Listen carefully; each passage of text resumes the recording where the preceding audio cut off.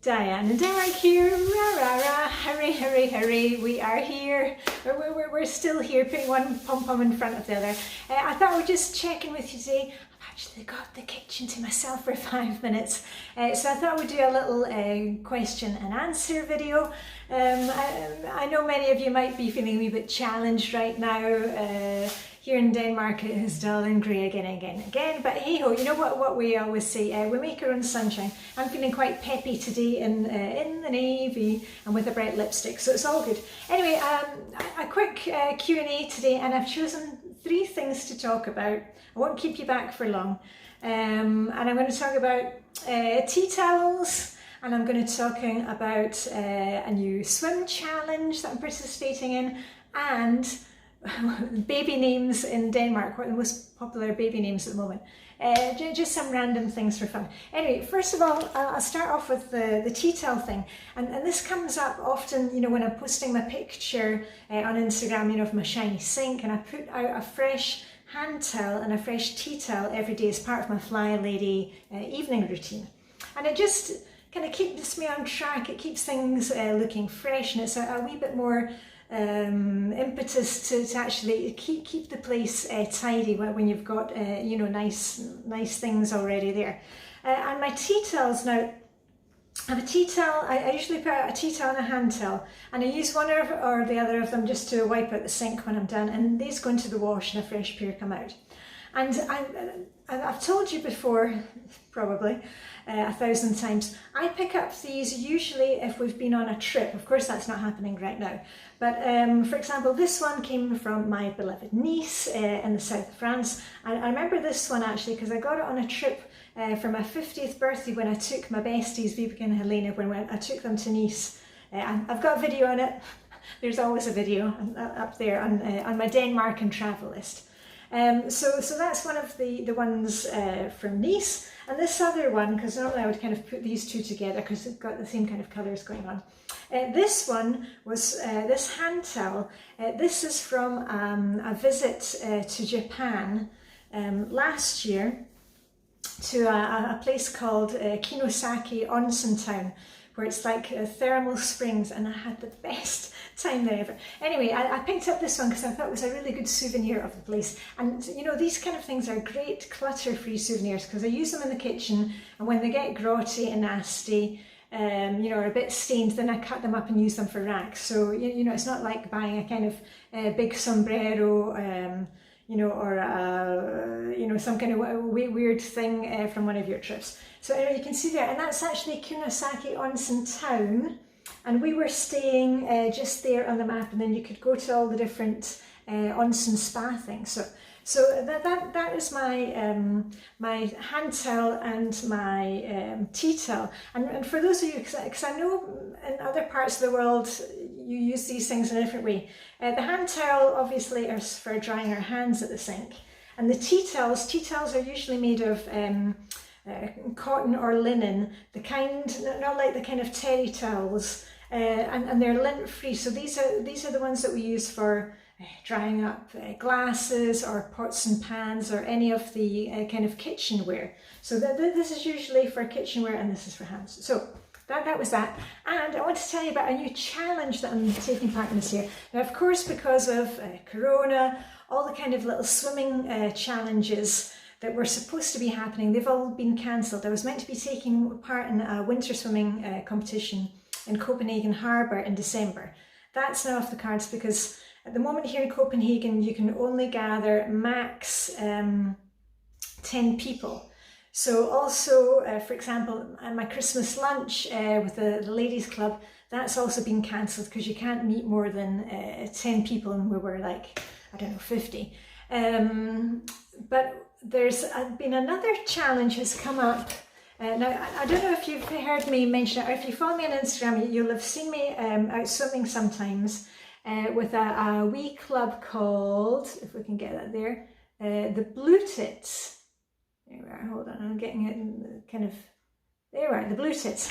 And I'll show you my costume. Here we are.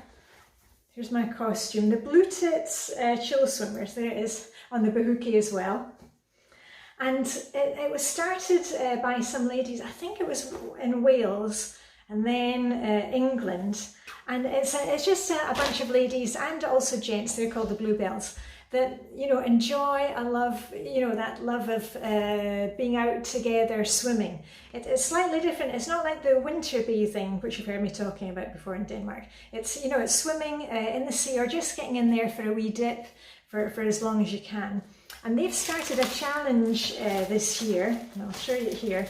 And if you want to join up for it, you have to join up through the Bluetit web page. I'll put a link down to it below. But now they have little Bluetit branches all over the world. I'm part, obviously, of the Copenhagen branch. There are so many branches in England, in Wales, also in the United States. I know my friend Margaret, you know, my friend Margaret used to be here, who's in Ohio. She started one in Ohio. There are also ones, excuse me, in Canada and in New Zealand, and if there's not one in your place, you can start up your own group. But they've come up with a kind of challenge for us so we can kind of stay connected throughout the winter season, and it is here the Bluetit Chillswimmers. It's called Arctic Flappers, and the aim of it is to be in the sea, whether you're dipping or swimming, you know, whatever floats your boat, boom boom, 20 times from in the next 21 weeks. So it works out about like one dip or swim per week. Obviously, some of us are in the sea more often than others. Also, it will depend on your area. If, you know, if there's a lockdown and you're not actually able to get into the sea. But at the moment for us, we're able still to be swimming. And I've started kind of marking them off. And it's just a really nice thing that they've got a Facebook group as well where we're all posting our pictures. And it's just that, you know, connection that even though this is a crazy year, we can still kind of be together doing the same kind of thing, but obviously at a distance. And if you're a member of the Bluetit, so one of the good things is once you've been on your first swim with the group, you get a badge, and they're all types of badges. So it's a bit like kind of being the brownies and the guides where you can get different badges. So there's my one there. And one other thing, but because I'm doing, you know, keeping up with my swimming, not just the winter bathing, this year have also got one of these. Do you know what this is? Flotation device. This is a floaty, I don't know what the proper word for it is, but this is something when you're out sea swimming, you know, safety first. But this has got a strap that goes around your waist, and what you can do is you can put your gear in here, your clothes, and it's got a way where you close it up, and the water cannot get into it. And also you can get little ones for your phones, and then you put your phone one inside of this one just to be doubly sure. And then you inflate it, and then put the thing around your waist like this, a bit like on the airplane. And I've got one of these this year because I am swimming a wee bit longer. I'm also swimming from down at the harbour, where I'm definitely out of my depth. So it's just a kind of safety thing. And also when we are out swimming, when it's very early morning or in the afternoon when it's dark, you can put a torch in here, and it looks really cool when we're all swimming and you've got the torches on. So that's just a wee update on that. And then last thing, let's get into the baby names. Everybody always loves baby names. Now these are the most popular baby names from last year in Denmark. They've been announced, and it's funny because the girls' names, they always end in A or E here. Anyway, I'll give you the top 10 names for the girls and the top 10 names for the boys, and let's see if there's like similarities to where you are. So the girls, number 1 is Emma. Number 2 is Alma. Number 3 is Clara, which is Clara. Number 4 is Freya, which is one of the gods, Freya.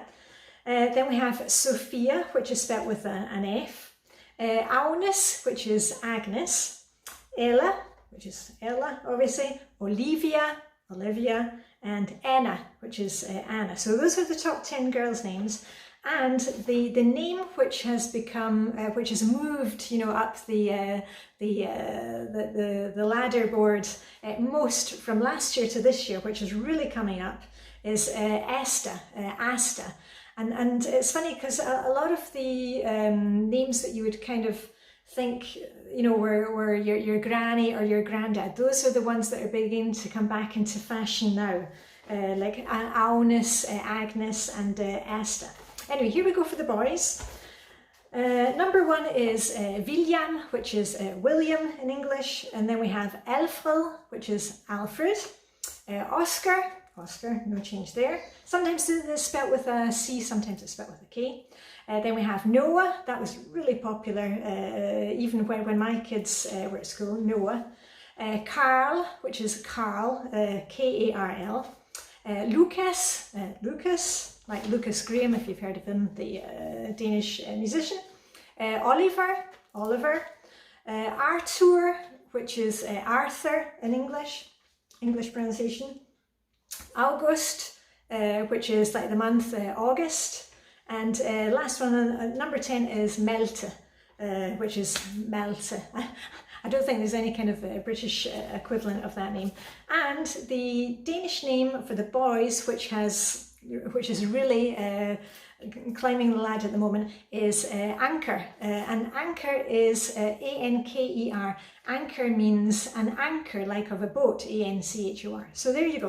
So just a wee bit of fun for you. So I'm going to get going. I hope you have some kind of little challenge, like our swimming one, that's just going to, you know, give you something to focus on this winter. Perhaps if you are in the southern hemisphere, maybe you are looking for a wee challenge to get your garden into shape. You know, let's just think of things that we can look forward to and things that bring us together. You know, that's the way that really keeps me happy. So anyway, I'm going to get going, because I won't be alone. I won't be alone here for long. And all I've got left to say is live long, prosper. May the Danish hood be with you. Got the candles going today because it is dull. Keep making your own sunshine out there, and I shall see you very soon. Okay, live long, prosper, and I'll give you a wee pom-pom salute with that.